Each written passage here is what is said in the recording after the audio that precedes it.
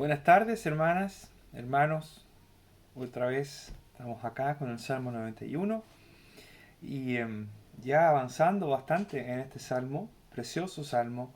Y espero y oro, Señor, que esté ayudando, edificando, consolando a los creyentes que no somos, que no estamos exentos de preocuparnos, entristecernos, eh, ponernos quizás ansiosos por las situaciones que estamos viviendo hoy en día en nuestro país.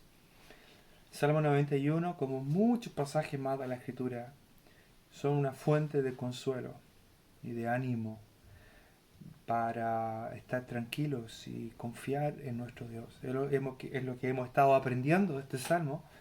Un salmo que declara la confianza absoluta en Dios aún en medio de las circunstancias más difíciles, de las más adversas. Y ayer hablábamos del versículo 9 y 10, porque has puesto a Yahvé, que es mi esperanza, al Altísimo por tu habitación, no te sobrevendrá mal, ni plaga tocará tu morada.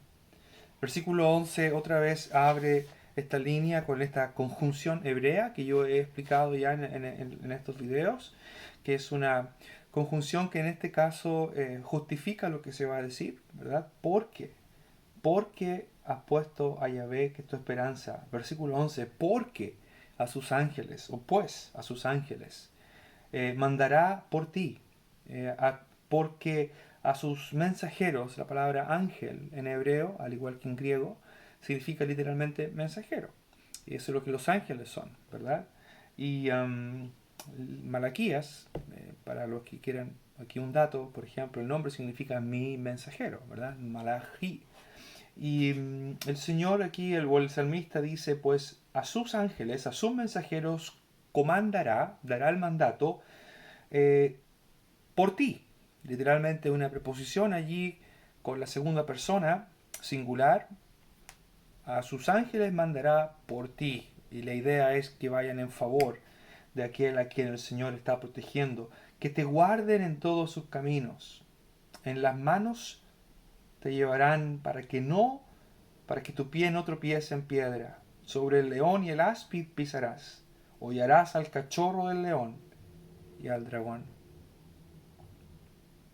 Este salmo, esta parte del salmo es también muy conocida y por supuesto los que conocen su Biblia saben que este es el pasaje que Satanás cita al Señor, ¿verdad? De la tentación cuando el Señor vuelve de estar 40 días en el desierto y dice que el diablo le llevó al pináculo del templo. Mateo 4 y Lucas 4 registran este, este evento, ¿verdad? Hay un pequeño cambio en el orden.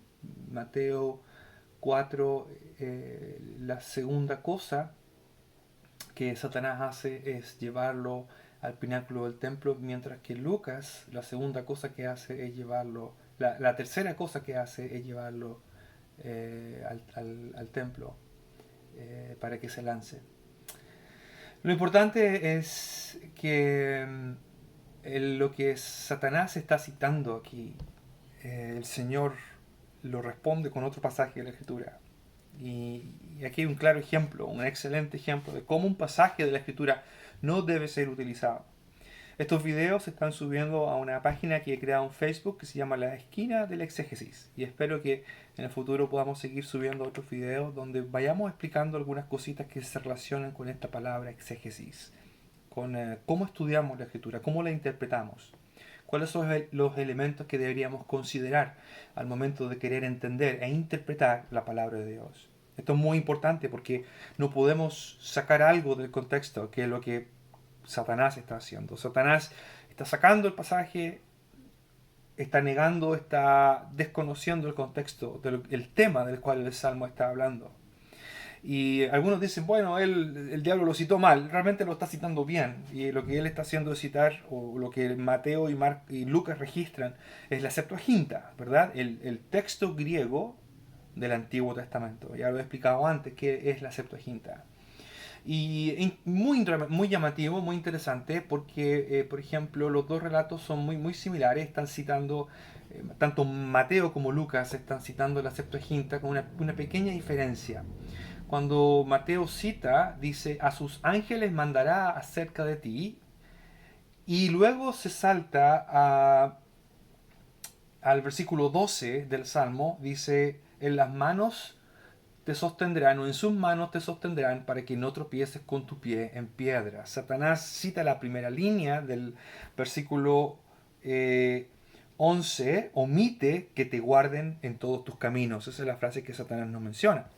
Y Lucas, en el relato de Lucas también hay una omisión por parte de Satanás, menor, pero también hay una omisión. A sus ángeles mandará acerca de ti que te guarden. Y luego cita el versículo 12 del Salmo 91. En las manos te llevarán para que tu pie no tropiece en piedra. Y en el relato de Lucas lo que se omite es en todos tus caminos. La omisión puede ser voluntaria, me da la impresión que sí, él está sacando y usando lo que le conviene para el propósito, que es tentar al Señor. ¿Y cuál es la tentación? Bueno, la tentación es desafiar a Dios, es a ir en contra de lo que el Señor ha establecido, de lo que Dios ha establecido en su plan. Lanzarse del pináculo, entre paréntesis, puede ser un paréntesis aquí, muy llamativo que la expresión pináculo del templo, esa que aparece en el versículo 9 de Lucas, el pináculo del templo, y en el versículo 5 de Mateo, ¿verdad?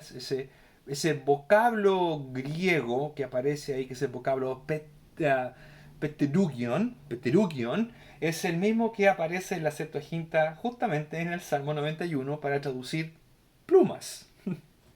eh, si es coincidencia, probablemente no, me cuesta creer que es coincidencia algo así. Es muy llamativo que el Salmo habla de Dios cubriendo con sus plumas a los que confían en Él, a los que están bajo Él. Un amigo mío citaba este salmo y hablaba de estar bajo, los que están bajo, entendiéndolo como bajo la autoridad de Dios, disponiéndose a estar bajo Él, son los que eh, reciben el beneficio de su sombra.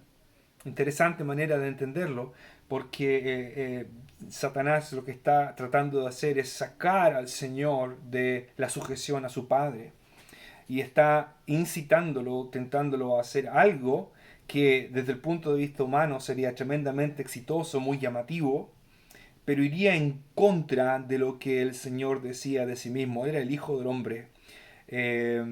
Al ser humano, al ser un ser humano, eso es lo que quiero decir, él no estaba echando mano para su propia conveniencia de su identidad como Dios. Él nunca hizo eso para su propia conveniencia o para sacar ventaja.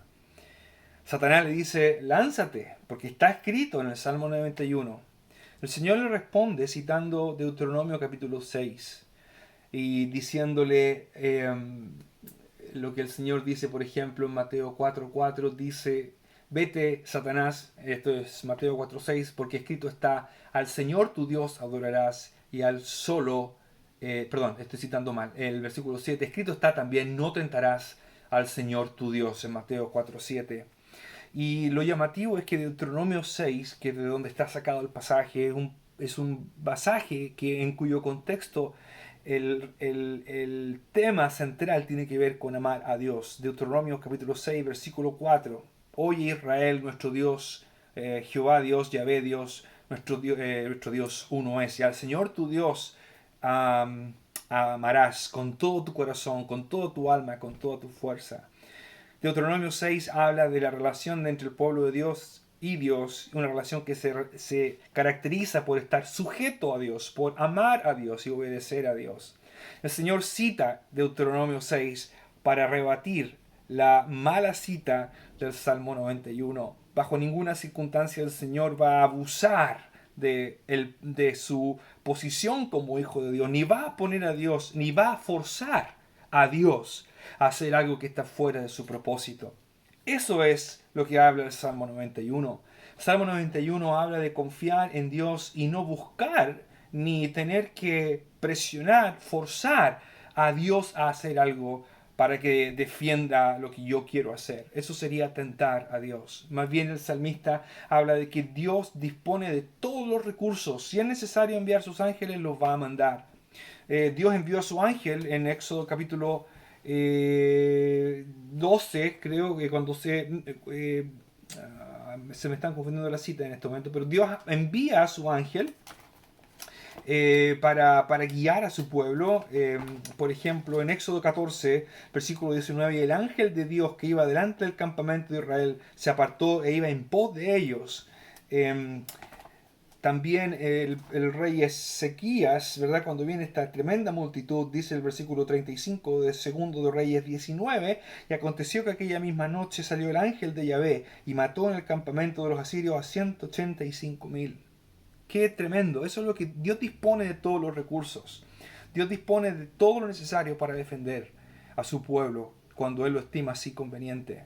Y sus ángeles Él los va a enviar, Él los va a mandar, Él los va a comandar para que vayan cerca de ti, como dice el Salmo 91. Luego dice, para que tu pie, dice, en sus manos te sostendrán, te llevarán para que tu pie no tropiece en piedra. Vocablo tropezar aquí, tropezar en una piedra era muy común en la imagen del mundo antiguo, porque los caminos eran rocosos, tropezar en una piedra podía ser fatal. Aquí la idea no es entonces solamente tropezar y trastabillar, como decimos acá en Chile, sino más bien es una clase de tropiezo que hasta puede causar la muerte. De hecho, el vocablo hebreo que aparece aquí, que es nagaf, ese vocablo nagaf se ocupa para hablar del Señor hiriendo a los primogénitos de Egipto o el Señor hiriendo a los enemigos de Israel. Es el mismo vocablo. Tropezar, herirse el pie contra una piedra. No solamente tropezar y perder el equilibrio, es más bien un tropiezo fatal. Es un tropiezo fatal. Es la clase de tropiezo que el libro de Proverbios menciona, por ejemplo, en el capítulo 3, versículo 23. Entonces andarás por tu camino confiadamente y tu pie no tropezará. Cuando te acuestes no tendrás temor, sino te acostarás y tu sueño te hará tranquilo. Habla de un tropezar que es fatídico, un tropezar que trae terribles consecuencias. Eso es lo que Dios hace. Manda a sus ángeles para que cuiden a los suyos cuando Él lo estima así necesario. Y ahí termina el versículo 13, ya me pasé otra vez con el tiempo, eh, pero dice, sobre el león y el áspid pisarás, hollarás al cachorro del león y al dragón. Habla de la capacidad que Dios va a dar cuando sea necesario. Y Dios lo hizo en la iglesia, ¿verdad? El apóstol Pablo fue picado una vez por una serpiente en una isla y luego todo el mundo pensaba que iba a morir y él siguió como si nada. Eso es lo que Dios hace por los suyos. Cuando Dios determina que en ese momento su pueblo debe testificar de él y necesita protección extra, divina para ello, Él lo va a hacer. Él lo va a hacer. Así que hermanos, seamos prudentes, seamos sabios en todo lo que tengamos que hacer, pero confiemos en el Señor de que Él nos cuida y Él nos protege. La última protección, la mejor protección, la máxima protección finalmente viene de Dios, no de nosotros, viene de Él. Que el Señor les guarde y les bendiga. Ánimo con los días que vienen. Ánimo, que el Señor está con su pueblo.